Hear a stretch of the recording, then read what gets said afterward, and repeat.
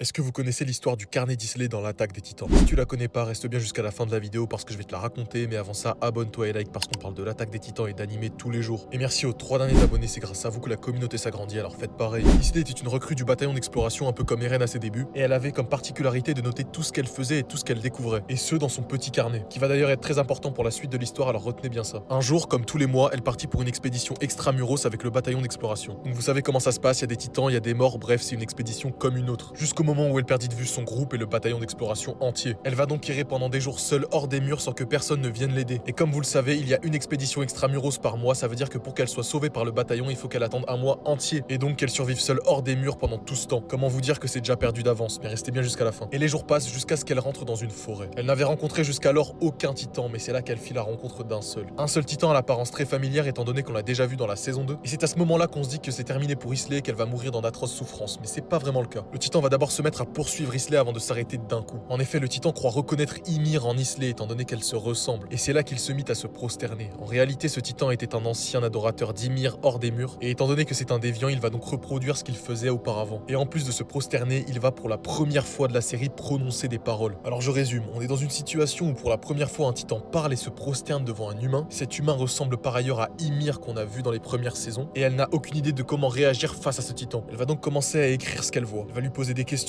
qui ils sont, pourquoi ils font ça. C'est alors que le titan va commencer à se sentir irrité. Et plus Isley pose de questions et plus le titan commence à s'énerver. Isley hausse le ton et prend la confiance, pendant que le titan commence à crier et s'arrache la peau. Les instincts primaires du titan vont commencer à prendre le dessus et ce dernier va attaquer Isley. Cette dernière va donc fuir sans oublier d'écrire ce qu'elle voit. Et elle décrit tout dans son carnet jusqu'au moindre détail. La chaleur du titan, la forme de ses dents, bref, absolument tout, jusqu'à ce qu'elle finisse dévorée par ce dernier. Plus tard, c'est l'équipe de Levi et Danzy qui finissent par retrouver le corps, ainsi que ce fameux carnet. Ce qui a permis au bataillon d'apprendre beaucoup de choses sur les titans étant donné qu'elle a absolument tout décrit dans son carnet. Et nul doute que c'est en partie grâce à Isley que le secret des titans a pu être découvert. Dites-moi si vous connaissiez cette histoire en commentaire, abonnez-vous et likez.